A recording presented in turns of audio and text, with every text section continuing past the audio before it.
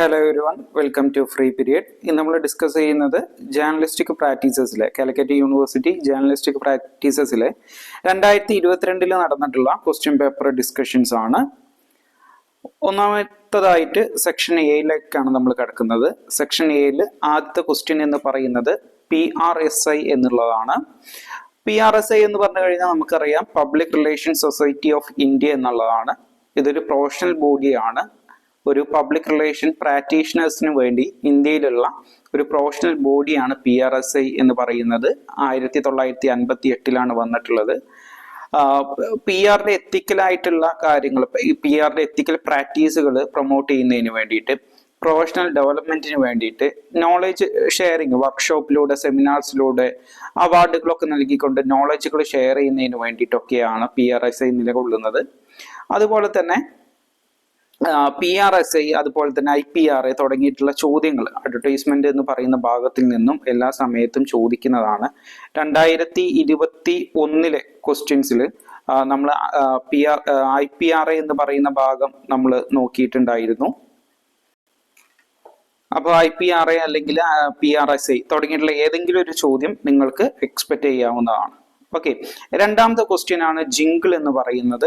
Jingle എന്ന് പറഞ്ഞു കഴിഞ്ഞാൽ ഒരു ഷോർട്ട് ആയിട്ടുള്ള, ഒരു ക്യാച്ചി ആയിട്ടുള്ള ഒരു മ്യൂസിക്കൽ പീസിനെയാണ് എന്തെന്ന് വിളിക്കുന്നത്?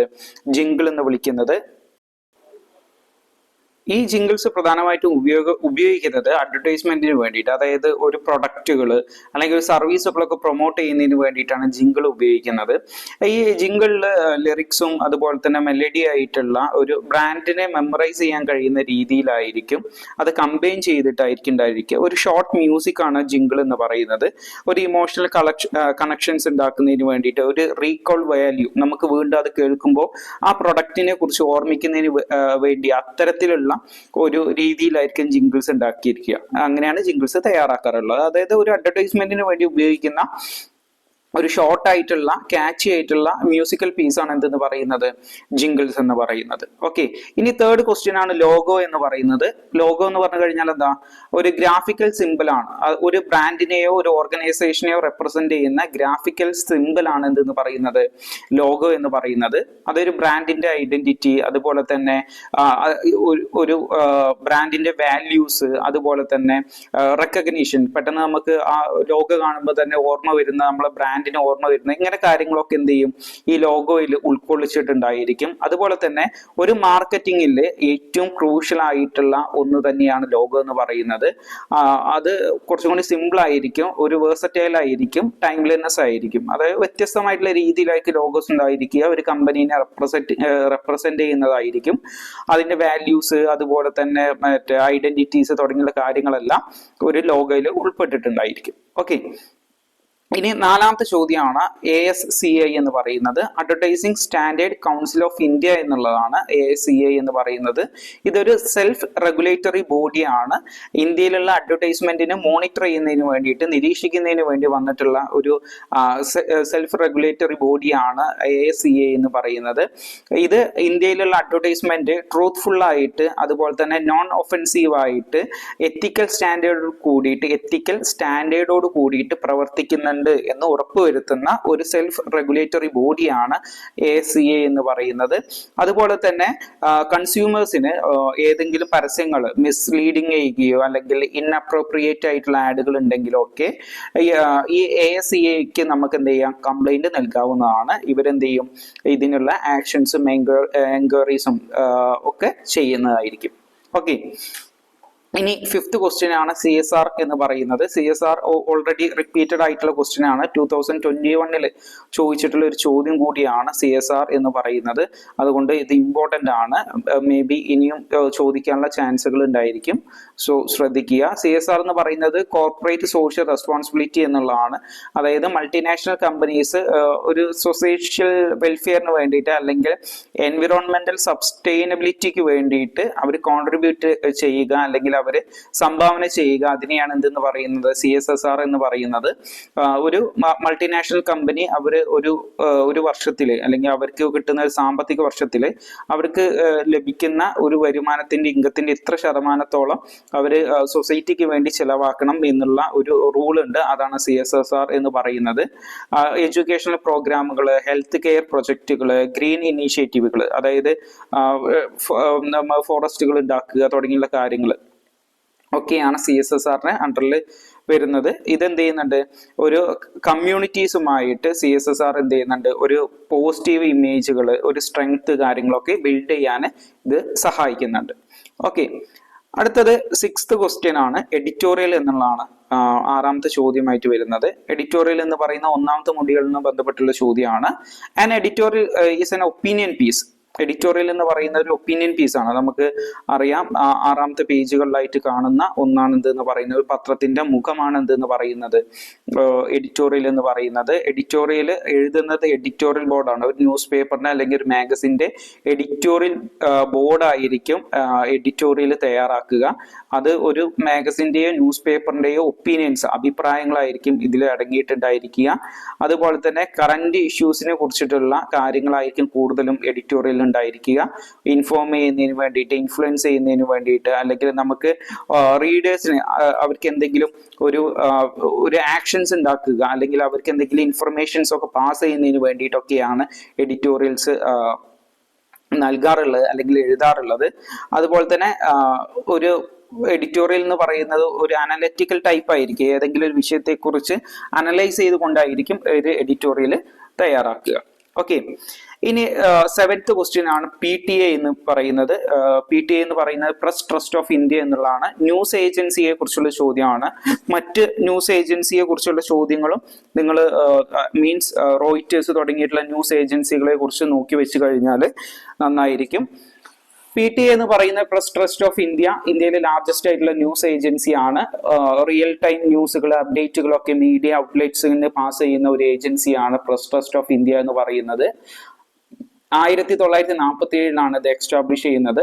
നാഷണൽ ആൻഡ് ഇന്റർനാഷണൽ ന്യൂസുകൾ ഇതിൽ സപ്ലൈ ചെയ്യുന്നുണ്ട്. ഫോട്ടോഗ്രാഫ്സുകൾ, വീഡിയോസും തുടങ്ങിയ കാര്യങ്ങളും ഇതിൽ സപ്ലൈ ചെയ്യുന്നുണ്ട്.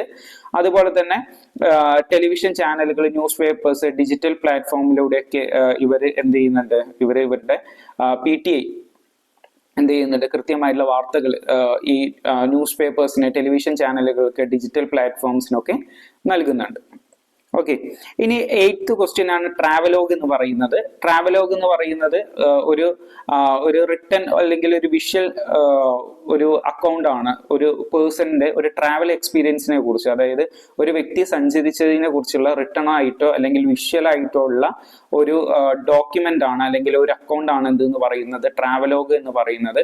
ഒരു ഡെസ്റ്റിനേഷനെ കുറിച്ച്, കൾച്ചർ, അതുപോലെ തന്നെ പേഴ്സണൽ ഇൻസൈറ്റുകൾ, അല്ലെങ്കിൽ ബ്ലെൻഡിങ് ഫാക്റ്റുകൾ തുടങ്ങിയുള്ള കാര്യങ്ങളൊക്കെ ഉൾക്കൊള്ളിച്ചുകൊണ്ട്, അല്ലെങ്കിൽ ഒരു സ്ഥലത്തെ കുറിച്ച്, ആ സ്ഥലത്തിന്റെ സംസ്കാരങ്ങൾ, അല്ലെങ്കിൽ ഒരു വ്യക്തിക്ക് തോന്നിയിട്ടുള്ള ഉൾക്കാഴ്ചകൾ, അതെല്ലാം എന്നുണ്ടെങ്കിൽ അതിന്റെ പിന്നിൽ അല്ലെങ്കിൽ ഓരോ സ്ഥലത്തിന്റെയും അടങ്ങിയിരിക്കുന്ന ഹിസ്റ്റോറിക്കൽ ആയിട്ടുള്ള കാര്യങ്ങൾ തുടങ്ങിയുള്ള കാര്യങ്ങളൊക്കെ ഒരു സ്റ്റോറി ടെല്ലിംഗ് രൂപത്തിൽ, ഒരു കഥ പറയുന്ന രീതിയിൽ പറയുന്നതായിരിക്കും ഒരു ട്രാവലോഗ് എന്ന് പറയുന്നത്.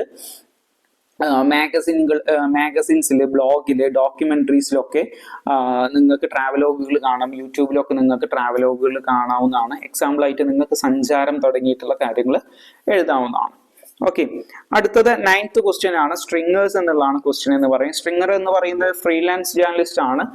ഒരു മീഡിയ ഓർഗനൈസേഷന് ഫോട്ടോഗ്രാഫുകൾ അതുപോലെ തന്നെ സ്റ്റോറീസ് ഒക്കെ കോൺട്രിബ്യൂട്ട് ചെയ്യുന്ന ഫ്രീലാൻസ് ജേർണലിസ്റ്റിനെയാണ് എന്തെന്ന് വിളിക്കുന്നത്, സ്ട്രിങ്ങേഴ്സ് എന്ന് വിളിക്കുന്നത്. ഇവര് ഒരു റെഗുലർ ആയിട്ടുള്ള ഒരു ജോലിക്കാരനായിരിക്കുകയില്ല, അല്ലെങ്കിൽ ഒരു റിപ്പോർട്ടർ ആയിരിക്കുകയില്ല. ഇവര് എന്ത് ചെയ്യും, എപ്പോഴാണ് ഇവർ ഒരു വാർത്ത അല്ലെങ്കിൽ ഫോട്ടോഗ്രാഫ് സബ്മിറ്റ് ചെയ്യുന്നത് അതിനനുസരിച്ചിട്ടായിരിക്കും ഇവർക്ക് എന്ത് ലഭിക്കുക, പേയ്മെന്റ് ലഭിക്കുന്നത്. അതുപോലെ തന്നെ ലോക്കൽ ന്യൂസിനൊക്കെ വേണ്ടിയിട്ട് അല്ലെങ്കിൽ ലോക്കലായിട്ടുള്ള ന്യൂസുകൾ കളക്ട് ചെയ്യുന്നതിന് വേണ്ടിയിട്ടൊക്കെയാണ് സ്ട്രിങ്ങേഴ്സിനെ കൂടുതലായിട്ട് ഉപയോഗിക്കുന്നത്. ഓക്കെ, ഇനി അടുത്തത് 10th ക്വസ്റ്റ്യൻ ബ്യൂറോ എന്നുള്ളതാണ്. ബ്യൂറോ എന്ന് പറയുന്നത് ഒരു മീഡിയ ഓർഗനൈസേഷന്റെ ലോക്കൽ ഓഫീസിനെയാണ് ബ്യൂറോ എന്ന് വിളിക്കുക. അതായത് ഓരോ പ്രദേശങ്ങളിലുള്ള ഒരു മീഡിയ ഓഫീസിനെയാണ് ബ്യൂറോസ് എന്ന് വിളിക്കുക. മെയിൻ ഹെഡ് ക്വാർട്ടേഴ്സിൽ നിന്നും കുറച്ച് ലോങ് അവേ ആയിട്ടുള്ള ഒരു സ്ഥലത്തായിരിക്കും ഈ ഓഫീസുകൾ ഉണ്ടായിരിക്കും. അതിനെയാണ് ബ്യൂറോ എന്ന് വിളിക്കുക. ബ്യൂറോ സ്റ്റാഫുകൾ ഉണ്ടായിരിക്കും, ബ്യൂറോ ചീഫുകൾ ഉണ്ടായിരിക്കും. അതായത് ആ ബ്യൂറോയുടെ അല്ലെങ്കിൽ സ്പെസിഫിക് ആയിട്ടുള്ള റീജിയൻ, ബ്യൂറോ നിൽക്കുന്ന സ്ഥലം, ആ സ്ഥലത്തെ ന്യൂസുകൾ ശേഖരിക്കുന്നതിന് വേണ്ടിയിട്ട് ഉള്ള ആളുകളാണ് ബ്യൂറോ ചീഫും ബ്യൂറോ സ്റ്റാഫുകളും. ബ്യൂറോ ചീഫ് എന്ന് പറഞ്ഞു കഴിഞ്ഞാൽ ബ്യൂറോയുടെ ഹെഡാണ് ബ്യൂറോ ചീഫ് എന്ന് പറയുന്നത്. അതിലുള്ള മറ്റ് റിപ്പോർട്ടേഴ്സിനെയാണ് ബ്യൂറോ സ്റ്റാഫുകൾ എന്ന് വിളിക്കുന്നത് കേട്ടോ. ഓക്കെ, അടുത്തത് ന്യൂസ് എഡിറ്റർ എന്നുള്ള ചോദ്യമാണ്. 11ാമത്തെ ചോദ്യമാണ് ന്യൂസ് എഡിറ്റർ എന്ന് പറയുന്നത്. ന്യൂസ് എഡിറ്റർ എന്ന് പറയുന്നത് ഒരു ന്യൂസ് റൂമിന്റെ ഒരു കീ ഫിഗർ ആയിട്ടുള്ള ഏറ്റവും ഇമ്പോർട്ടൻ്റ് ആയിട്ടുള്ള വ്യക്തിയാണ് ന്യൂസ് എഡിറ്റർ എന്ന് പറയുന്നത്. ന്യൂസ് ഡെസ്കുകൾ മാനേജ് ചെയ്യുന്നതിൽ ഏറ്റവും കൂടുതൽ ഉത്തരവാദിത്തമുള്ള വ്യക്തിയാണ് ന്യൂസ് എഡിറ്റർ എന്ന് പറയുന്നത്. സ്റ്റോറികൾ അസൈൻ ചെയ്ത് കൊടുക്കുക, കണ്ടന്റുകൾ റിവ്യൂ ചെയ്യുക, അതായത് അക്യുറേറ്റ് ആണോ, റെലവൻസ് ആണോ, അതുപോലെ തന്നെ ടൈംലി പബ്ലിക്കേഷൻ ചെയ്യുന്നുണ്ടോ, കൃത്യസമയത്തിനുള്ളിൽ അതെല്ലാം പബ്ലിക്കേഷൻ ചെയ്യുന്നുണ്ടോ തുടങ്ങിയുള്ള ജോലികളൊക്കെ ന്യൂസ് എഡിറ്റർക്ക് ഉള്ളതാണ്. അതുപോലെ തന്നെ ഡിസിഷൻ മേക്കിങ്ങിൽ, അതുപോലെ തന്നെ ഒരു ന്യൂസിന്റെ ക്വാളിറ്റി, ഇന്റഗ്രിറ്റി തുടങ്ങിയുള്ള കാര്യങ്ങളിലൊക്കെ ഡിസിഷൻ മേക്ക് ചെയ്യുന്ന ചുമതലയും ആർക്കുള്ളതാണ്? ഒരു ന്യൂസ് എഡിറ്റർക്ക് ഉള്ളതാണ്. ഓക്കെ, അടുത്ത 12th ക്വസ്റ്റ്യൻ ആണ് ലീഡ് എന്നുള്ളതാണ്. ലീഡ് എന്ന് പറഞ്ഞു കഴിഞ്ഞാൽ 5W1H അതുപോലെ തന്നെ ഇൻവേർട്ടഡ് പിരമിഡ് സ്റ്റൈൽ തുടങ്ങിയുള്ള കാര്യങ്ങളൊക്കെ ഓർത്ത് വെക്കണം. ഈ ഭാഗത്തു നിന്നുള്ളൊക്കെ ക്വസ്റ്റ്യൻസ് നിങ്ങൾക്ക് എക്സ്പെക്ട് ചെയ്യാം.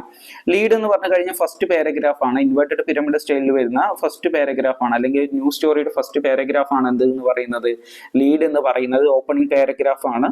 അതുപോലെ തന്നെ ഒരു മോസ്റ്റ് ക്രിട്ടിക്കൽ ആയിട്ടുള്ള ഇൻഫർമേഷൻസ്, ഒരു റീഡേഴ്സിനെ ഹുക്ക് ചെയ്യുന്ന, അല്ലെങ്കിൽ ഒരു റീഡേഴ്സിനെ ഏറ്റവും പെട്ടെന്ന് അവരെ ആഴത്തിൽ ഒരു വാർത്തയുടെ എല്ലാ കാര്യങ്ങളും പറഞ്ഞു കൊടുക്കുന്ന ഒരു ഭാഗമായിരിക്കും ലീഡ് ഫസ്റ്റ് പാരഗ്രാഫ് എന്ന് പറയുന്നത്. 5W1H കൃത്യമായിട്ട് ആൻസർ ചെയ്യുന്ന ഒരു ഭാഗം കൂടിയായിരിക്കും ലീഡുകൾ എന്ന് പറയുന്നത്. ഈ ലീഡിൽ നിന്നാണ് സെക്കൻഡ് പാരഗ്രാഫ് ആയിട്ടുള്ള ബോഡി എന്ന് പറയുന്നതിലേക്ക് എന്ത് ചെയ്യുന്നത്, കിടക്കുന്നത്, നാവിഗേറ്റ് ചെയ്യുന്നത്. ഓക്കെ, അടുത്തത് 13ാമത്തെ ചോദ്യമാണ് DAVP എന്ന് പറയുന്നത്. DAVP എന്ന് പറഞ്ഞു കഴിഞ്ഞാൽ directorate of advertising and visual publicity എന്നുള്ളതാണ്. ഇതൊരു സെൻട്രൽ അഡ്വർടൈസിംഗ് ഏജൻസിയാണ്. സെൻട്രൽ ഗവൺമെന്റ് ഓഫ് ഇന്ത്യക്ക് വേണ്ടിയിട്ടുള്ള ഒരു അഡ്വർടൈസ്മെന്റ് ഏജൻസിയാണ് DAVP എന്ന് പറയുന്നത്. ഗവൺമെന്റിന്റെ പോളിസികള്, പ്രോഗ്രാമുകള്, അതൊക്കെ വ്യത്യസ്തമായിട്ടുള്ള മീഡിയ പ്ലാറ്റ്ഫോമിലൂടെയൊക്കെ പബ്ലിസിറ്റി നൽകുക എന്നുള്ള ചുമതലയാണ് DAVPക്ക് ഉള്ളത്. അതുപോലെ തന്നെ കോസ്റ്റ് എഫക്റ്റീവ് ആയിട്ടുള്ള കമ്മ്യൂണിക്കേഷൻസ് നടക്കുക, ഒരു യൂണിഫോമാലിറ്റി കൊണ്ടുവരിക തുടങ്ങിയുള്ള ചുമതലയാണ് DAVPക്ക് ഉള്ളത്. ഓക്കെ, അടുത്തത് മാസ്റ്റർ ഹെഡ് എന്ന് പറയുന്നതാണ്. മാസ്റ്റർ ഹെഡ് എന്ന് പറഞ്ഞു കഴിഞ്ഞാൽ ഒരു നെയിം പ്ലേറ്റ് ആണ്. അതായത് ന്യൂസ് പേപ്പറിലൊക്കെ, അതല്ല എന്നുണ്ടെങ്കിൽ മാഗസിനിലൊക്കെ അതിന്റെ ഫ്രണ്ട് പേജിൽ, അല്ലെങ്കിൽ ഫ്രണ്ട് പേജിന്റെ ടോപ്പിൽ ഏറ്റവും മുകളിലായിട്ട് അതിന്റെ പേര്, അതുപോലെ തന്നെ നെയിം പ്ലേറ്റ്, പേരുകള്, പബ്ലിക്കേഷൻസ് ചെയ്യുന്ന ആളുകൾ ആരൊക്കെയാണ്, ലോഗോ, ടാഗ് ലൈന്, പബ്ലിക്കേഷന്റെ ഡീറ്റെയിൽസുകൾ, പിന്നെ ബ്രാൻഡിന്റെ എലമെന്റ്സുകൾ തുടങ്ങിയിട്ടുള്ള എല്ലാ കാര്യങ്ങളും നൽകുന്നതിനെയാണ് മാസ്റ്റർ ഹെഡ് എന്ന് പറയുന്നത്. ഓക്കെ, അപ്പോൾ നിങ്ങളിപ്പോൾ ഉദാഹരണത്തിന് നിങ്ങൾ മാതൃഭൂമി എന്ന് പത്രത്തിന്റെ പേര് കാണുകയാണെന്നുണ്ടെങ്കിൽ ആ മാതൃഭൂമി എന്ന് പറയുന്ന പേര് എഴുതിയിട്ടുള്ളത്, പബ്ലിക്കേഷൻ ചെയ്തിട്ടുള്ള ആരാണ് തുടങ്ങിയിട്ടുള്ള എല്ലാ ഡീറ്റെയിൽസും കൊടുത്തിട്ടുണ്ടായിരിക്കും. അതിനെയാണ് എന്തെന്ന് വിളിക്കുന്നത്, മാസ്റ്റർ ഹെഡ് എന്ന് വിളിക്കുന്നത്. ഓക്കെ, അടുത്ത 15th ക്വസ്റ്റ്യൻ ആണ്. 15ാമത്തെ ക്വസ്റ്റ്യൻ ആണ് ഇൻവെസ്റ്റിഗേറ്റീവ് റിപ്പോർട്ടിംഗ് എന്നുള്ളത്. ഇൻവെസ്റ്റിഗേറ്റീവ് റിപ്പോർട്ടിംഗ് എന്ന് പറഞ്ഞു കഴിഞ്ഞാൽ ഒരു വിഷയത്തെ കുറിച്ച്, ഒരു വാർത്തയെ കുറിച്ചുള്ള ഇൻഡെപ്ത് ആയിട്ടുള്ള റിസർച്ച് ആണ്. അൺകവർ ഹിഡൻ ഫാക്റ്റുകളെ കുറിച്ച്, അല്ലെങ്കിൽ ഒരിക്കലും പുറത്തു വരാത്ത സത്യങ്ങളെ കുറിച്ച്, സ്കാൻഡലിനെ കുറിച്ച്, കറപ്ഷൻസിനെ കുറിച്ച്, അല്ലെങ്കിൽ അഴിമതി തുടങ്ങിയുള്ള കാര്യങ്ങളെ കുറിച്ചിട്ടൊക്കെ അന്വേഷിക്കുക, അന്വേഷിച്ച് കണ്ടെത്തുന്നതിനെയാണ് ഇൻവെസ്റ്റിഗേറ്റീവ് റിപ്പോർട്ടിംഗ് എന്ന് പറയുന്നത്. അപ്പോൾ ഇതിന് നമുക്ക് എന്ത് ചെയ്യണം, ഇൻഫർമേഷൻസ് കളക്ട് ചെയ്യുന്നതിന് വേണ്ടിയിട്ട് നമുക്ക് കൃത്യമായിട്ടുള്ള നമുക്കൊരു കോണ്ടാക്റ്റുകൾ ആവശ്യമായിട്ട് വരും. അതുപോലെ തന്നെ നമുക്ക് നല്ലൊരു ജേർണലിസ്റ്റിക് എത്തിക്സുകൾ നമ്മൾ കീപ്പ് ചെയ്യേണ്ട കാര്യങ്ങളൊക്കെ ഉണ്ട്. ഓക്കെ, അതിന് എക്സാമ്പിൾ ആണ് 2G സ്പെക്ട്രം സ്കാം എന്നൊക്കെ പറയുന്നത് കേട്ടോ. ഓക്കെ, അപ്പൊ ഇത്രയും ചോദ്യങ്ങളാണ് ഫസ്റ്റ് പാർട്ട് സെക്ഷൻ എയിൽ ചോദിച്ചിട്ടുള്ളത്. ക്വസ്റ്റ്യൻസ് എല്ലാം ക്ലിയർ ആയി, ആൻസേഴ്സ് എല്ലാം ക്ലിയർ ആയി എന്ന് വിശ്വസിക്കുന്നു. അടുത്തതായിട്ട് നമ്മൾ മൂവ് ചെയ്യുന്നത് സെക്ഷൻ ബിയിലോട്ടാണ്. സെക്ഷൻ ബിയിൽ ഫസ്റ്റത്തെ ക്വസ്റ്റ്യൻ, 16ാമത്തെ ക്വസ്റ്റ്യൻ എന്ന് പറയുന്നത് advertising is commercial communication. Do you support this view എന്നുള്ളതാണ്. അഡ്വർടൈസിങ് എന്ന് പറയുന്നത് ഒരു കൊമേഴ്ഷ്യൽ ആയിട്ടുള്ള ഒരു കമ്മ്യൂണിക്കേഷൻ ആണ്. നിങ്ങൾ ഇതിനെ സപ്പോർട്ട് ചെയ്യുന്നുണ്ടോ, പിന്തുണയ്ക്കുന്നുണ്ടോ എന്നുള്ളതാണ് ചോദ്യം വന്നിട്ടുള്ളത്. അപ്പൊ ഈ ചോദ്യത്തിന് ആൻസർ എന്ന് പറയുന്നത് നമുക്ക് അഡ്വർടൈസിങ് എന്താന്ന് പറയാം. അഡ്വർടൈസിങ് എന്ന് പറഞ്ഞു കഴിഞ്ഞാൽ എന്താ? അഡ്വർടൈസിങ് എന്ന് പറയുന്ന ഒരു പെയ്ഡ് ഫോം ഓഫ് കമ്മ്യൂണിക്കേഷൻ ആണ്. എന്തിനു വേണ്ടിയിട്ട് ഉപയോഗിക്കുന്നത്? ഇത് ഒരു പ്രൊഡക്റ്റുകൾ പ്രൊമോട്ട് ചെയ്യുന്നതിന് വേണ്ടിയിട്ട്, സർവീസുകൾ, ഐഡിയാസ് തുടങ്ങിയുള്ള കാര്യങ്ങൾ പ്രൊമോട്ട് ചെയ്യുന്നതിന് വേണ്ടിയിട്ടുള്ള പെയ്ഡ് ആയിട്ടുള്ള കമ്മ്യൂണിക്കേഷനെയാണ് അഡ്വർടൈസിങ് എന്ന് വിളിക്കുന്നത്. അപ്പൊ ഈ അഡ്വർടൈസിങ്ങിന്റെ പ്രധാനമായിട്ടുള്ള റീസൺസ് ആയിട്ട് അല്ലെങ്കിൽ പ്രധാനമായിട്ട് ഇത് ഉപയോഗപ്പെടുത്തുന്ന 3 രീതികളിലാണ്. ഒന്നാമത്തെ പർപ്പസ് ഉണ്ടായിരിക്കും. പർപ്പസ് എന്ന് പറഞ്ഞു കഴിഞ്ഞാൽ എന്താ? ഓഡിയൻസിന് കൃത്യമായിട്ടുള്ള ധാരണ ഉണ്ടാക്കിയെടുക്കുക, ഒരു പ്രൊഡക്റ്റിനെ കുറിച്ച് ധാരണ ഉണ്ടാക്കിയെടുക്കുക എന്നുള്ളതാണ്. മീഡിയം, അതായത് നമുക്ക് TV, പ്രിന്റ്, ഡിജിറ്റൽ പ്ലാറ്റ്ഫോംസ് തുടങ്ങിയിട്ടുള്ള കാര്യങ്ങൾ ഉപയോഗിച്ചുകൊണ്ടാണ് നമ്മൾ ഇത് എന്ത് ചെയ്യുന്നത്? അഡ്വർടൈസ്മെന്റ് നൽകുന്നത്. മാത്രമല്ല ഇതിൽ റവന്യൂ ജനറേറ്റ് ചെയ്യാൻ വേണ്ടി സാധിക്കുന്നുണ്ട്. ബിസിനസ് കൂടുതൽ ഇൻവെസ്റ്റ് ചെയ്യുമ്പോൾ കൂടുതൽ ഹെവി ആയിട്ട് പരസ്യങ്ങൾ ഇൻവെസ്റ്റ് ചെയ്യുന്നുണ്ട്. ഇത് ഇവർക്ക് സെയിലുകളും അതുപോലെ തന്നെ പ്രോഫിറ്റുകളും ഉണ്ടാക്കുന്നുണ്ട്. അതുകൊണ്ട് അഡ്വർടൈസിംഗ് എന്ന് പറയുന്ന ഒരു കൊമേഴ്ഷ്യൽ കമ്മ്യൂണിക്കേഷൻ തന്നെയാണ്. അതിന് എക്സാമ്പിൾ ആണ് കൊക്കോകോള തുടങ്ങിയിട്ടുള്ള അല്ലെങ്കിൽ ആമസോൺ തുടങ്ങിയിട്ടുള്ള കൊമേഴ്ഷ്യൽ ഫോക്കസ് ചെയ്തുകൊണ്ടുള്ള കമ്പനീസ് എന്ന് പറയും. എന്താണ് ഇതിന്റെ ആൻസർ എന്ന് പറയുന്നത്? ഓക്കെ, അടുത്തത് 17ാമത്തെ ചോദ്യമാണ്. Does advertisement layout start with visualization? What are the elements of an ad layout? ഒരു ആഡ് ലേഔട്ടിന്റെ എലമെന്റ്സുകൾ എന്തൊക്കെയാണ്? ഒരു അഡ്വർടൈസ്മെന്റ് ലേഔട്ടുകൾ എന്ന് പറയുന്ന വിഷ്വലൈസേഷൻ നൽകുന്നുണ്ടോ? എന്താണ് നിങ്ങളുടെ അഭിപ്രായം തുടങ്ങിയുള്ള ചോദ്യമാണ് ചോദിച്ചിട്ടുള്ളത്. അതിൽ വരുന്നത് ഒരു വിഷ്വലൈസ് ചെയ്യുക. ഒരു അഡ്വർടൈസ്മെന്റ് എത്രത്തോളമാണ് വിഷ്വലൈസ് ചെയ്യുന്നത് എന്നുള്ളതാണ്. അതായത് ഒരു അഡ്വർടൈസ്മെന്റ് ആദ്യമായിട്ട് ചെയ്യേണ്ടത് അല്ലെങ്കിൽ ഒരു ലേഔട്ട് ആദ്യമായിട്ട് ചെയ്യേണ്ട കാര്യം എന്ന് പറയുന്നത് അത് ഒരു ഫീല് അല്ലെങ്കിൽ ഒരു പരസ്യം ഒരു ഫീല് നൽകുക, ഒരു നല്ല ഗുഡ് ലുക്ക് നൽകുക, നല്ല ഫീല് നൽകുക, നല്ലൊരു മെസ്സേജ് നൽകുക എന്നുള്ളതാണ്.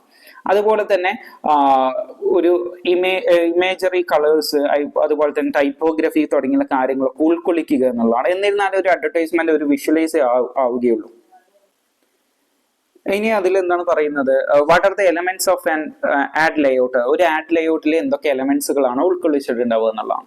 ഒന്നാമത്തെ ഹെഡ്ലൈൻ, അതായത് എന്താണ് മെസ്സേജ് പറയാൻ ഉദ്ദേശിക്കുന്നത് എന്നുള്ള ഹെഡ്ലൈൻ ഉണ്ടായിരിക്കും. രണ്ടാമത്തെ ബോഡി ടെക്സ്റ്റ് ആണ്. എന്ന് വെച്ച് കഴിഞ്ഞാൽ ഡീറ്റെയിൽഡ് ആയിട്ടുള്ള ഇൻഫർമേഷൻസ് അതിൽ ഉൾക്കൊള്ളിച്ചിട്ടുണ്ടായിരിക്കും. ഒരു പ്രൊഡക്റ്റിന്റെയോ സർവീസിന്റെയോ ഡീറ്റെയിൽഡ് ആയിട്ടുള്ള ഇൻഫർമേഷൻസ് അതിൽ കൊടുത്തിട്ടുണ്ടായിരിക്കും. മൂന്നാമത്തത് ഇമേജ് ആൻഡ് ഗ്രാഫിക്സ് എന്നുള്ളതായിരിക്കും. അതായത് ഇമേജുകളോ ഗ്രാഫിക്കലായിട്ടുള്ള വിഷ്വലൈസേഷനോ അതിൽ ഉൾക്കൊള്ളിച്ചിട്ടുണ്ടായിരിക്കും, എന്തെങ്കിലും ഫോട്ടോസ് തുടങ്ങിയുള്ള കാര്യങ്ങൾ.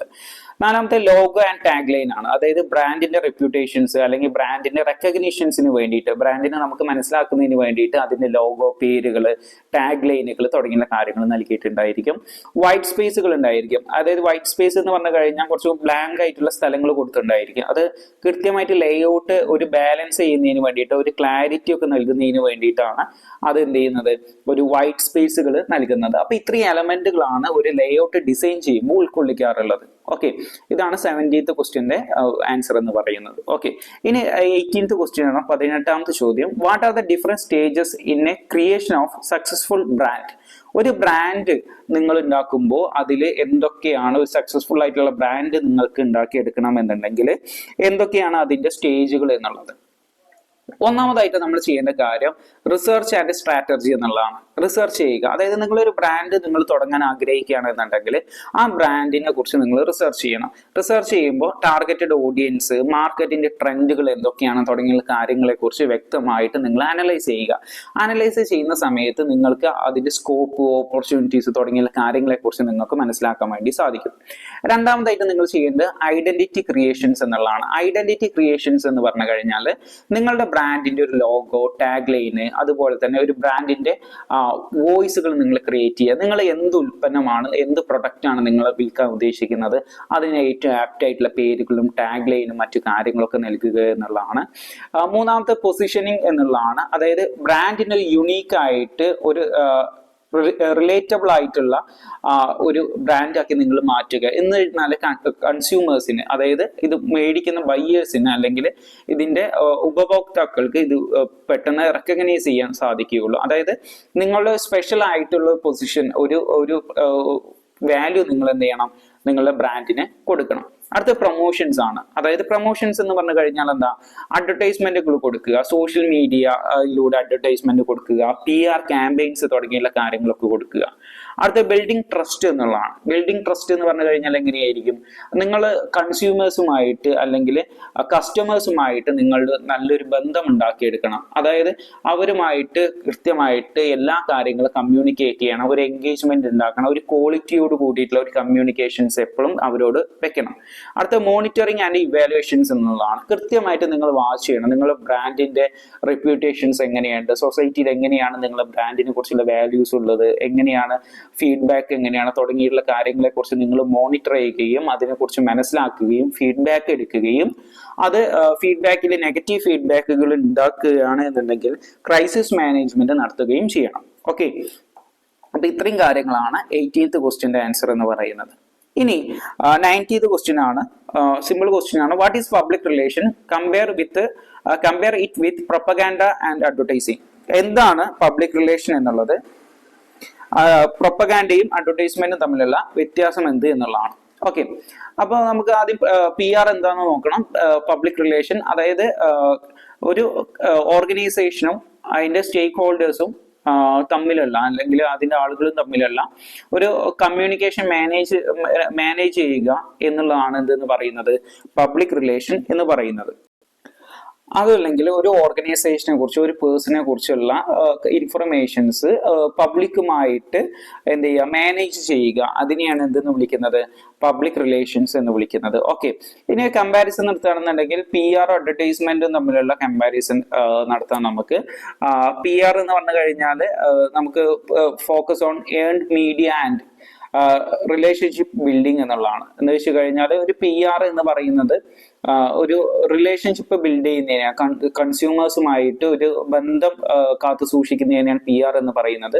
പക്ഷെ അഡ്വർടൈസിങ് എന്ന് പറയുന്നത് പെയ്ഡ് പ്രൊമോഷൻസ് ആണ്, അതായത് പണം നൽകിക്കൊണ്ട് പ്രൊമോഷൻ ചെയ്യുന്നതാണ് PR അഡ്വർടൈസിങ് എന്ന് പറയുന്നത്. അതിന്റെ വ്യത്യാസം എന്ന് പറയുന്നത് PR പ്രൊപ്പഗാൻഡയും തമ്മിലുള്ള വ്യത്യാസം എന്താണെന്ന് ചോദിച്ചു കഴിഞ്ഞാൽ PR എന്ന് പറയുന്നത് എത്തിക്കൽ ആയിട്ടുള്ള ഒരു ട്രാൻസ്പെറന്റ് ആയിട്ടുള്ള ഒന്നാണ് PR എന്ന് പറയും. പബ്ലിക് റിലേഷൻ അതായത് സൊസൈറ്റിയുമായിട്ട് കമ്പനിക്ക് എന്തൊക്കെയാണ് കാര്യങ്ങളുള്ളത് തുടങ്ങിയിട്ടുള്ള ഒരു എത്തിക്കലായിട്ട് ധാർമ്മികപരമായിട്ട് വളരെ സുതാര്യമായിട്ട് പ്രവർത്തിക്കുന്ന ഒന്നായിരിക്കും PR എന്ന് പറയുന്നത്. പക്ഷെ പ്രൊപ്പഗാൻഡ എന്ന് പറയുന്നത് മാനിപ്പുലേറ്റ് ചെയ്ത ഫാക്റ്റുകളായിരിക്കും.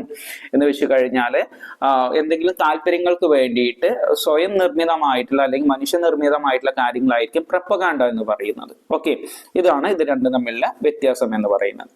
ഇനി 20ാമത്തെ ചോദ്യമാണ്, 20th ക്വസ്റ്റ്യൻ ആണ്. Public relation is increasingly becoming A management function discuss എന്നുള്ളതാണ്. പബ്ലിക് റിലേഷൻസ് എന്ന് പറയുന്നത് ഒരു മാനേജ്മെന്റ് ഫംഗ്ഷൻ ആയിട്ട് മാറുന്നുണ്ട്, അതിനെ കുറിച്ച് ഡിസ്കസ് ചെയ്യുക എന്നുള്ളതാണ്. എങ്ങനെയാണ് ഒരു മാനേജ്മെന്റ് ആയിട്ടുള്ള ഒരു ഫംഗ്ഷൻ ആയിട്ട് ഇത് മാറുന്നത്? അതിൽ നമുക്ക് ഒന്നാമതായിട്ട് പറയാൻ കഴിയുന്നത് ഒരു PR-ന്റെ ഇൻവോൾവിംഗ് ആണ്. എങ്ങനെ? ഒരു 3 രീതിയിൽ PR കൃത്യമായിട്ട് ഇടപെടുന്നുണ്ട്. ഒന്ന് സ്ട്രാറ്റജിക് പ്ലാനിങ് ആണ്. എന്ന് വെച്ച് കഴിഞ്ഞാൽ PR ഒരു ബിസിനസ് ഒബ്ജക്റ്റീവ്സുകളൊക്കെ സ്റ്റേക്ക് ഹോൾഡേഴ്സ് മാനേജ്മെന്റ് ആയിട്ട് കൃത്യമായിട്ട് അവരുമായിട്ട് ബന്ധപ്പെടുത്തിയിട്ടാണ് PR വർക്ക് ചെയ്യുന്നത്. രണ്ടാമത്തെ ക്രൈസിസ് മാനേജ്മെന്റ് ആണ്. ക്രൈസിസ് മാനേജ്മെന്റ് എന്ന് പറയുന്നത് ഒരു എന്തെങ്കിലും കമ്പനിക്ക് അല്ലെങ്കിൽ ബിസിനസ് ഫേമിനൊക്കെ എന്തെങ്കിലും ക്രൈസിസുകൾ, എന്തെങ്കിലും പ്രശ്നങ്ങൾ കാര്യങ്ങളൊക്കെ വരുമ്പോൾ അല്ലെങ്കിൽ റെപ്യൂട്ടേഷൻ ബാധിക്കുന്ന കാര്യങ്ങളൊക്കെ വരുമ്പോൾ അതിനെ സേഫ് ഗാർഡ് ചെയ്യുന്നതിന് വേണ്ടിയിട്ട്, അതിനെ സുരക്ഷിതമായി നിർത്തുന്നതിന് വേണ്ടിയുള്ള പ്രവർത്തനങ്ങളൊക്കെ ക്രൈസിസ് മാനേജ്മെന്റ് ഭാഗത്ത് നിന്ന് PR ചെയ്യാറുണ്ട്. അടുത്ത CSSR ആണ്. CSSR നമ്മൾ ഡിസ്കസ് ചെയ്തു. ഒരു കമ്പനിയുടെ സോഷ്യൽ ഇമേജുകൾ ഉയർത്തുന്നതിന് വേണ്ടി സഹായിക്കുന്ന ഒന്നാണ് CSSR എന്ന് പറയുന്നത്. അപ്പോൾ ഈ സ്ട്രാറ്റജിക് പ്ലാനിങ്ങിലും ക്രൈസിസ് മാനേജ്മെന്റിലും കോർപ്പറേറ്റ് സോഷ്യൽ റെസ്പോൺസിബിലിറ്റി CSSR തുടങ്ങിയുള്ള കാര്യങ്ങളിലൊക്കെ കൃത്യമായിട്ട് ഇടപെടുന്നതിന് വേണ്ടിയിട്ടും അതിൽ കമ്പനിയെ കൃത്യമായിട്ട് ഇവോൾവ് ചെയ്യുന്നതിന് വേണ്ടിയിട്ടൊക്കെ PR എന്ത് ചെയ്യുന്നുണ്ട്, സഹായിക്കുന്നുണ്ട്. അതുകൊണ്ട് ഇതൊരു മാനേജ്മെന്റ് ഫങ്ഷൻസും കൂടിയാണെന്ന് നമുക്ക് പറയാൻ സാധിക്കും. അടുത്ത 21ാമത്തെ ചോദ്യമാണ്, what according to you are the 2 most important departments in a news organisation? നിങ്ങളുടെ ഒരു നിങ്ങളുടെ ധാരണയിൽ അല്ലെങ്കിൽ നിങ്ങളുടെ അഭിപ്രായത്തിൽ ഒരു ന്യൂസ് പേപ്പറിന്റെ ഏറ്റവും പ്രധാനപ്പെട്ട 2 ഡിപ്പാർട്ട്മെന്റുകൾ ഏതൊക്കെയാണ്, എന്തുകൊണ്ട് എന്നുള്ളതാണ് ചോദ്യം. അത് നമുക്കൊന്ന് എഡിറ്റോറിയൽ ഡിപ്പാർട്ട്മെന്റ് ആണ് ഫസ്റ്റ് ഭാഗത്തു നിന്നുള്ള ചോദ്യമാണ്, മൊഡ്യൂളിൽ നിന്നുള്ള ചോദ്യമാണ്. ഫസ്റ്റ് എഡിറ്റോറിയൽ ഡിപ്പാർട്ട്മെന്റ് ആണ് ഏറ്റവും ഇമ്പോർട്ടന്റ് ആയിട്ടുള്ളത്. എഡിറ്റോറിയൽ ഡിപ്പാർട്ട്മെന്റ് എന്ന് പറഞ്ഞു കഴിഞ്ഞാൽ ന്യൂസുകൾ സെലക്ട് ചെയ്യുന്ന, എഡിറ്റ് ചെയ്യുന്ന, അതുപോലെ തന്നെ ന്യൂസിന്റെ കണ്ടന്റിന്റെ ക്വാളിറ്റികൾ നോക്കുന്ന കാര്യങ്ങളാണ് എഡിറ്റോറിയൽ ഡിപ്പാർട്ട്മെന്റിൽ വരുന്ന. ആർട്ടിക്കിൾസ് തയ്യാറാക്കുന്നു, അതുപോലെ തന്നെ വിവിധ ന്യൂസുകൾ സെലക്ട് ചെയ്യുന്നു, ക്രൈം റിപ്പോർട്ടിങ്, കോളം തുടങ്ങിയിട്ടുള്ള എല്ലാ കാര്യങ്ങളും ഒരു ന്യൂസ് പേപ്പറിന്റെ വാർത്ത സംബന്ധിക്കുന്ന എല്ലാ കാര്യങ്ങളും വരുന്ന ഡിപ്പാർട്ട്മെന്റ് ആണ് എഡിറ്റോറിയൽ ഡിപ്പാർട്ട്മെന്റ് എന്ന് പറയുന്നത്. അതുപോലെ തന്നെ ന്യൂസ് പേപ്പറിന്റെ ക്രെഡിബിലിറ്റി, റെലവൻസ് തുടങ്ങിയിട്ടുള്ള എല്ലാ കാര്യങ്ങളും അതിന്റെ ഒരു ഫൈനൽ ഡിസിഷൻസ് വരുന്ന സ്ഥലം എന്ന് പറയുന്നതും എഡിറ്റോറിയൽ ഡിപ്പാർട്ട്മെന്റ് ആണ്. ഓക്കെ, രണ്ടാമത്തത് ഏറ്റവും പ്രധാനപ്പെട്ട ഒരു ഡിപ്പാർട്ട്മെന്റ് എന്ന് പറയുന്നത് അഡ്വർടൈസിംഗ് ഡിപ്പാർട്ട്മെന്റ് ആണ്. അതായത് ഒരു സെയിൽസിലൂടെ അല്ലെങ്കിൽ ഒരു പരസ്യങ്ങളിലൂടെ ഒരു പത്രത്തിന് വേണ്ട റവന്യൂസ് ജനറേറ്റ് ചെയ്യുന്ന ഡിപ്പാർട്ട്മെന്റ് ആണ് അഡ്വർടൈസിംഗ് ഡിപ്പാർട്ട്മെന്റുകൾ എന്ന് പറയുന്നത്. ഇത് വ്യത്യസ്തമായിട്ടുള്ള ക്ലയന്റുമായിട്ട് കൊളാബ് ചെയ്തുകൊണ്ട് പരസ്യത്തിൽ റവന്യൂ കൊണ്ടുവരാനും സെയിലുകൾ കൊണ്ടുവരാനും ഒരു പത്രത്തിന് സഹായിക്കുന്ന ഒന്നാണ് അഡ്വർടൈസിംഗ് ഡിപ്പാർട്ട്മെന്റ് എന്ന് പറയുന്നത്. ഓക്കെ, അപ്പോൾ ഈ 2 ഡിപ്പാർട്ട്മെന്റുകളാണ് ഒരു ന്യൂസ് പേപ്പറിന്റെ ഏറ്റവും ഇമ്പോർട്ടന്റ് ആയിട്ടുള്ള ഒരു ഫിനാൻഷ്യൽ സസ്റ്റൈനബിലിറ്റിക്ക് വേണ്ടിയിട്ട് അല്ലെങ്കിൽ ഇന്റഗ്രിറ്റിക്ക് വേണ്ടിയിട്ടൊക്കെ സഹായിക്കുന്ന 2 ഡിപ്പാർട്ട്മെന്റുകൾ എന്ന് പറയുന്നത്. ഓക്കെ, ഇനി അടുത്തത് 22nd ക്വസ്റ്റ്യൻ ആണ്. What is the difference between editing A daily news paper and A periodical? ഒരു പീരിയോഡിക്കലും ഒരു ന്യൂസ് പേപ്പറിലും എഡിറ്റിംഗ് ചെയ്യുന്നതിനുള്ള വ്യത്യാസം എന്താണ് എന്നുള്ളതാണ്. അപ്പൊ ന്യൂസ് പേപ്പർ എന്ന് പറഞ്ഞു കഴിഞ്ഞാൽ ഡെയിലി ന്യൂസ് പേപ്പർ ദിവസവും എന്തുണ്ടായിരിക്കും, പബ്ലിക്കേഷൻ ചെയ്യുന്നത് കൊണ്ട് ഒരു ടൈം ലിമിറ്റ്സ് ഉണ്ടായിരിക്കും. അതായത് സമയം വളരെ കുറവായിരിക്കും. അതായത് നമുക്ക് സമയം എപ്പോഴും ഫോക്കസ് ചെയ്തുകൊണ്ട് കൃത്യമായിട്ടുള്ള ഡെഡ് ലൈനിന്റെ ഉള്ളിൽ നമുക്ക് എഡിറ്റ് ചെയ്യേണ്ടി വരും. അതായത് റാപ്പിഡ് ആയിട്ടുള്ള കണ്ടന്റുകൾ പ്രോസസ് ചെയ്യുന്നതായിരിക്കും ഒരു ഡെയിലി ന്യൂസ് പേപ്പറിൽ ഉണ്ടായിരിക്കുക. അതുപോലെ തന്നെ കൃത്യമായിട്ടുള്ള ഡെഡ് ലൈനുകൾ പാലിക്കുക, അതുപോലെ തന്നെ കൺസൈസ് ആയിട്ടുള്ള എഡിറ്റിങ്ങും നടത്തേണ്ടി വരും. അപ്പൊ ഇത്തരത്തിലുള്ള ഇമ്പോർട്ടന്റ് ആയിട്ടുള്ള കാര്യങ്ങളൊക്കെ ഡെയിലി ന്യൂസ് പേപ്പേഴ്സിന് ശ്രദ്ധിക്കേണ്ടി വരും.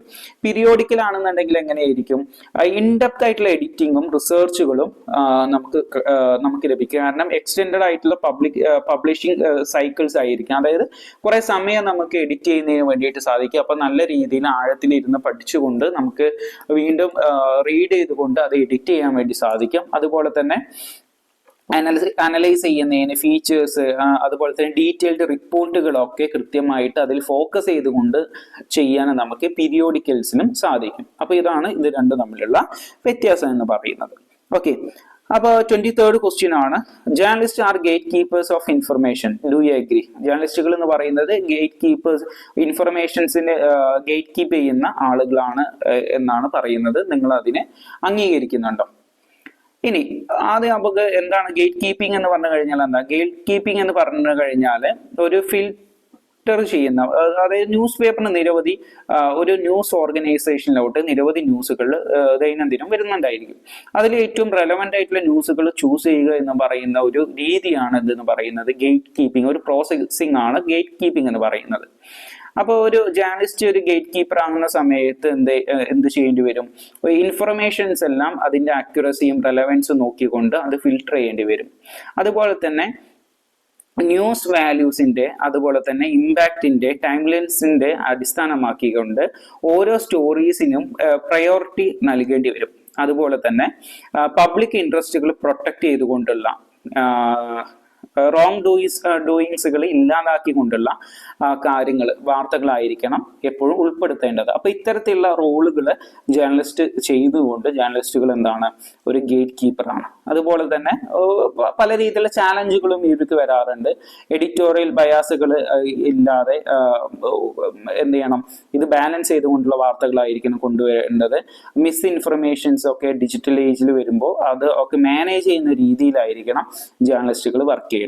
ഓക്കെ, അപ്പൊ ഇത്രയും ചോദ്യങ്ങളാണ് ബി സെക്ഷനിൽ ചോദിച്ചിട്ടുള്ളത്. ഇനി അടുത്തത് സെക്ഷൻ സിയിലോട്ടാണ് നമ്മൾ പോകുന്നത്. 4 ചോദ്യങ്ങളാണ് എസ് എ ക്വസ്റ്റ്യനിൽ വരുന്നത്. ഒന്നാമത്തത്, define news, discuss the main element of news. അതായത് ന്യൂസ് എന്താണ് എന്നുള്ളതാണ്. ന്യൂസ് എന്ന് പറഞ്ഞു കഴിഞ്ഞാൽ ഒരു ഫാക്ച്വൽ ആയിട്ടുള്ള റീസെന്റ് ഇവന്റ്സിനെ കുറിച്ച് അല്ലെങ്കിൽ ഒരു നടന്നിട്ടുള്ള ഒരു കാര്യത്തെ കുറിച്ചുള്ള ഫാക്ച്വൽ ഇൻഫർമേഷൻസിനെയാണ്, അല്ലെങ്കിൽ ക്രാഫ്റ്റഡ് ആയിട്ടുള്ള അല്ലെങ്കിൽ എഡ്യൂക്കേറ്റ് ചെയ്യുക, അല്ലെങ്കിൽ ഒരു റീഡേഴ്സിനെ എന്റർടൈൻ ചെയ്യുന്ന കാര്യങ്ങളെയാണ് ന്യൂസുകൾ എന്ന് വിളിക്കാറുള്ളത്. അപ്പോൾ ഇതിൽ റെലവൻസ് ഉണ്ടായിരിക്കും, ടൈംലിനെസ് ഉണ്ടായിരിക്കും, പബ്ലിക് ഇൻട്രസ്റ്റുകളൊക്കെ ചേർന്നിട്ടുള്ളതാണ് ന്യൂസുകൾ എന്ന് പറയുന്നത്. അപ്പോൾ ഇതിന്റെ എലമെന്റുകൾ എന്തൊക്കെയാണ്? Timeliness, proximity, prominence, impact, conflict, human interest, novelty തുടങ്ങിയുള്ള കാര്യങ്ങളാണ് എന്തെന്ന് പറയുന്നത് ഒരു ന്യൂസിന്റെ എലമെന്റ്സുകൾ എന്ന് പറയുന്നത്. ടൈംലിനെസ് എന്ന് പറഞ്ഞു കഴിഞ്ഞാൽ എന്താ?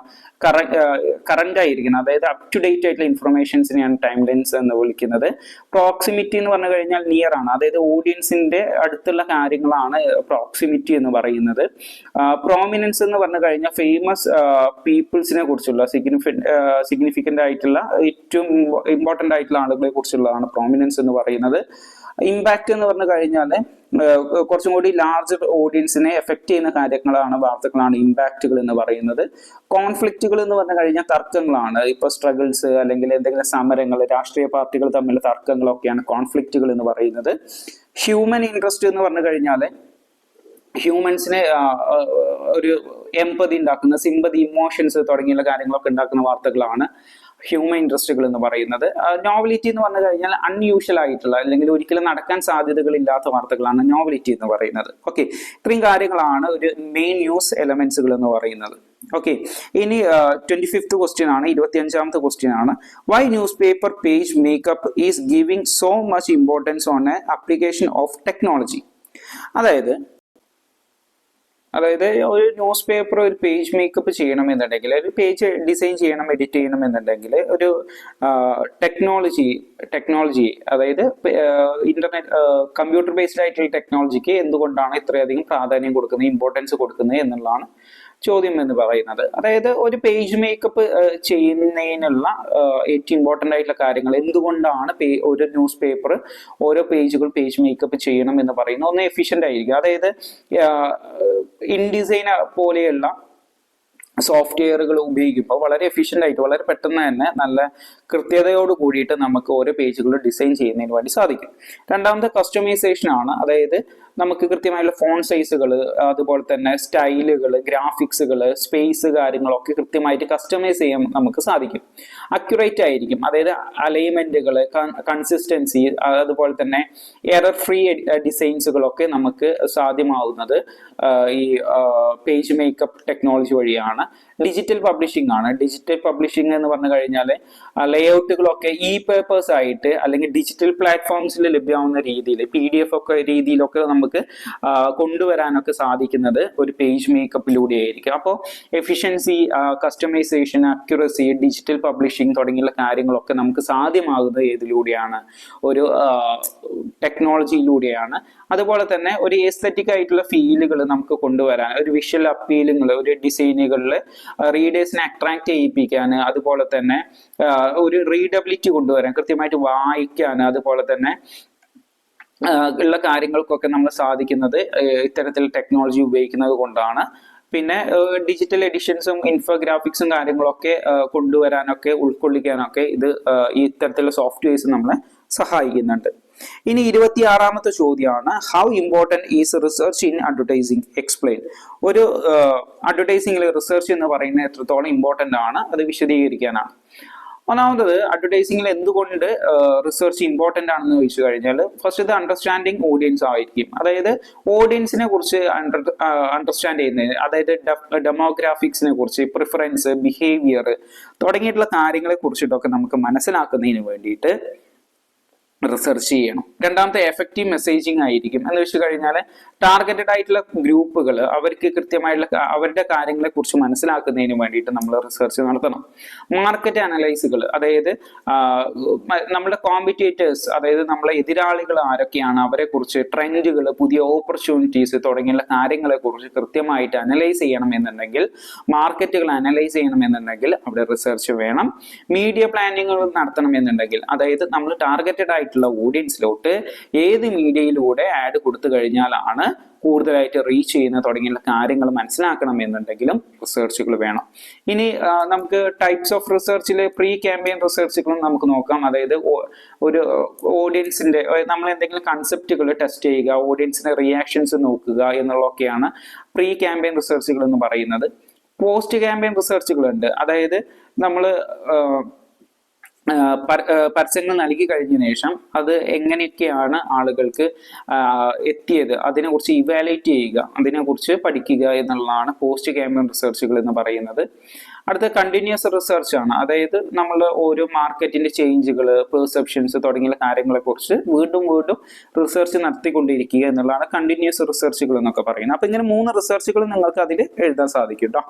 ഓക്കെ, ഇനി ലാസ്റ്റ് ഫൈനൽ ക്വസ്റ്റ്യൻ ആണ്, 27ാമത്തെ ക്വസ്റ്റ്യൻ ആണ്. What is A PR campaign? Discuss the need for objective and planning in the campaign process എന്നുള്ളതാണ്. അതായത് PR campaign എന്ന് പറഞ്ഞു കഴിഞ്ഞാൽ എന്താണ്, അതുപോലെ തന്നെ ഒരു ക്യാമ്പയിൻ ചെയ്യുന്ന സമയത്ത് ഒബ്ജക്റ്റീവിന്റെയും അതുപോലെ തന്നെ പ്ലാനിങ്ങിന്റെയും ഒക്കെ ആവശ്യങ്ങൾ എന്തെല്ലാമാണ് എന്നുള്ളതാണ് ചോദ്യം വരുന്നത്. ഇപ്പൊ PR ക്യാമ്പയിൻ എന്ന് പറഞ്ഞു കഴിഞ്ഞാൽ എന്താണ്, ഒരു സ്ട്രാറ്റജിക് ആയിട്ടുള്ള കമ്മ്യൂണിക്കേഷൻ ആണ്. അത് ഒരു സ്പെസിഫിക് ആയിട്ടുള്ള മെസ്സേജുകൾ പ്രൊഡക്റ്റിനെ കുറിച്ച്, ഇവന്റിനെ കുറിച്ചിട്ടൊക്കെ ടാർഗറ്റഡ് ആയിട്ടുള്ള ഓഡിയൻസിലേക്ക് എത്തിക്കുന്നതിന് വേണ്ടിയിട്ട് കൃത്യമായിട്ട് പ്ലാൻ ചെയ്തുകൊണ്ടുള്ള ഒരു കമ്മ്യൂണിക്കേഷൻ പ്രോസസ് ആണ് എന്തെന്ന് പറയുന്നത്, PR ക്യാമ്പയിൻ എന്ന് പറയുന്നത്. ഒന്ന് ഒബ്ജക്റ്റീവ് സെറ്റ് ചെയ്യണം. ഒരു PR ക്യാമ്പയിന്റെ സ്റ്റേജുകൾ എന്ന് പറയുന്നത് ഒന്ന് ഒബ്ജക്റ്റീവുകൾ സെറ്റ് ചെയ്യുക എന്നുള്ളതാണ്. അതായത് നമ്മൾ എന്താണ് ചെയ്യാൻ ഉദ്ദേശിക്കുന്നത് അതിനെക്കുറിച്ച് ക്ലാരിറ്റി വേണം. അവയർനെസ് ആണോ, റെപ്യൂട്ടേഷന് വേണ്ടിയിട്ടുള്ളതാണോ തുടങ്ങിയ കാര്യങ്ങൾ. ഇപ്പോൾ ഉദാഹരണത്തിന് ഉദാഹരണത്തിന് നിങ്ങൾക്കൊരു ഷോപ്പ് ഉണ്ട് എന്നുണ്ടെങ്കിൽ ആ ഷോപ്പിലേക്ക് ഒരു കൂടുതൽ കസ്റ്റമേഴ്സിനെ കൊണ്ടുവരിക, അല്ലെങ്കിൽ നിങ്ങളുടെ ഷോപ്പിനെ കുറിച്ചുള്ള അവയർനെസ്സുകൾ ആളുകൾക്ക് നൽകുക എന്നുള്ളതായിരിക്കും ഒബ്ജക്റ്റീവ് എന്ന് പറയുന്നത്. രണ്ടാമത്തെ പ്ലാനിങ് ആണ്.